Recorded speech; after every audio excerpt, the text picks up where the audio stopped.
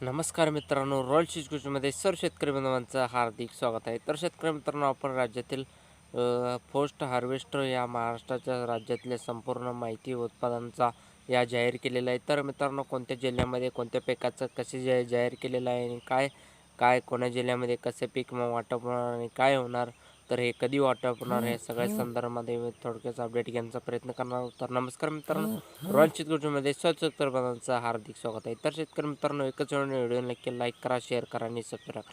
कारण की मित्रांनो, शेती संबंधित पीक संदर्भात असेच नवनवीन राज्य सरकारच्या माध्यमातून कृषी विभागाच्या माध्यमातून सांगण्यात आलेलं आहे की खरीप हंगाम 2025चा जे काही पोस्ट हार्वेस्टचा जो काही जास्त डाटा आहे, तर तो कोणत्या जिल्ह्यामध्ये पीक विमा होण्यासाठी कोणत्या पिकांचे सर्वप्रथम पाण्याचा सर्वप्रथम आपण पाहणार आहोत की सुरुवात करूया मराठवाड्यातील एकंदरीत 8 जिल्ह्यामध्ये जे काय सांगण्यात आलेलं आहे की 8 जिल्ह्यामध्ये एकूण 72 जिल्ह्यामध्ये दोन पिकामध्ये जे काही सांगण्यात आलेलं आहे की ते मक्का आणि सोयाबीनच्या पीक 50% पीक मचा सांगण्यात आलेला आहे, नुकसान झालेलं आहे. अशी 5 वर्षाचं उत्पादन हिंगोलीमध्ये सोयाबीनचं यंदाचं पीक म्हणा तर 50% घट झाल्यामुळे 50% जास्त सोयाबीनचं नुकसान झालेलं आहे. तर हिंगोली जिल्ह्यामध्ये पीक भेटणार आहे. तर मित्रांनो, मराठवाड्याला दुसरा जिल्हा आहे आणि धाराशिव जिल्ह्यामध्ये 60% जास्त सोयाबीनचं नुकसान झालेलं आहे. तर सोयाबीन या मक्का या दोन पिकाचं धाराशिव जिल्ह्याच्या शेतकऱ्यांच्या खात्यामध्ये जमा होणार आहे, वितरित केलं जाणार आहे.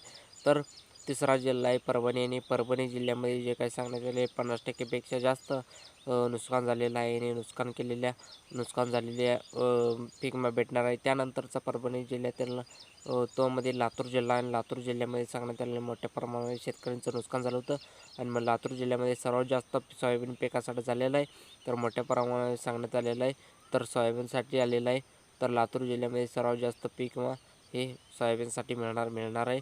तर बाजरी आणि मक्का या पिकासाठी लातूर या जिल्ह्यामध्ये भेटणार आहे. तर त्यानंतरचा पुढचा जिल्हा आहे बीड जिल्हा आणि बीड जिल्ह्यामध्ये खूप नुकसान झालेलं आहे की बीड जिल्ह्यामध्ये सोयाबीन पिकाचं मोठ्या प्रमाणामध्ये पसरलेले आहे आणि तर ते सोयाबीनचा जे काही सांगण्यात आले आहे पीक विमाचा 2025चा मिळणार आहे. तर मित्रांनो, आपण पुढचा जिल्हा आहे नांदेड आणि नांदेड जिल्ह्यामध्ये सर्वात जास्त सांगण्यात आलेलं आहे की कृषी विभागाच्या स्पष्ट केलेलं आहे आणि नांदेड जिल्ह्यामध्ये सोयाबीन मक्का व बाजरी या दोन पिकांचा पीक भेटणार आहे आणि या 3 पिकापेक्षा सर्वात जास्त नुकसान हे सोयाबीनचं झालेलं आहे आणि नांदेड जिल्ह्यामध्ये सांगण्यात आलेलं आहे की उत्पादकता तर मोठ्या प्रमाणामध्ये नुकसानकारक आहे.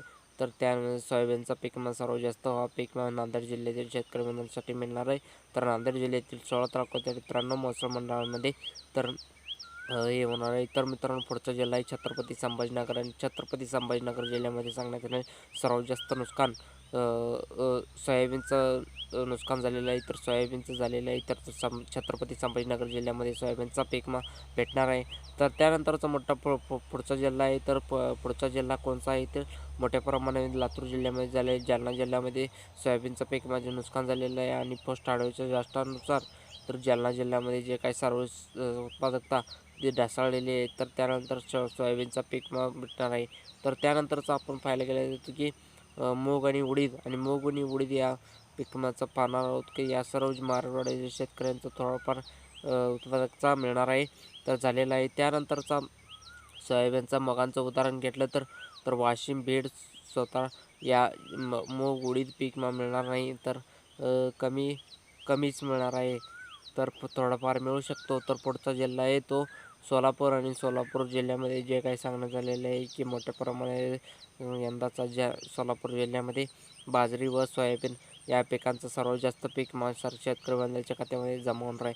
तर त्यानंतरचा जिल्हा आहे पुण्यश्लोक अहिल्यानगर आणि पुण्यश्लोक अहिल्यानगरमध्ये जे काही सोयाबीनचे उत्पादक मोठ्या प्रमाणामध्ये ढासळलेले आहे.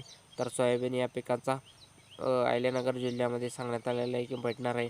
तर त्यानंतरचा मित्रांनो, सर्वात जास्त नुकसान करणारी जिल्हा बुलढाणा जिल्हा आणि बुलढाणा जिल्ह्यामध्ये सुद्धा सोयाबीन पिकाचे उत्पादन 50%पेक्षा जास्त घसरलेले आहे.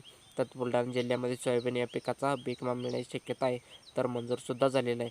तर कन्फर्म आहे की अहिल्यानगर सोलामध्ये बुलढाणा या 3 जिल्ह्यामध्ये कन्फर्म आहे. तर यवतमाळ जिल्ह्यामध्ये सांगण्यात आलेलं आहे की मोठ्या प्रमाणात शेतकऱ्यांचं नुकसान झालेलं आहे. ते यवतमाळ जिल्ह्यामध्ये सोयाबीनचा उत्पादकता करण्यात आलेला आहे की तर यवतमाळ जिल्ह्यामध्ये सांगण्यात आलेलं आहे. तर मित्रांनो, व्हिडिओमध्ये एवढंच आहे.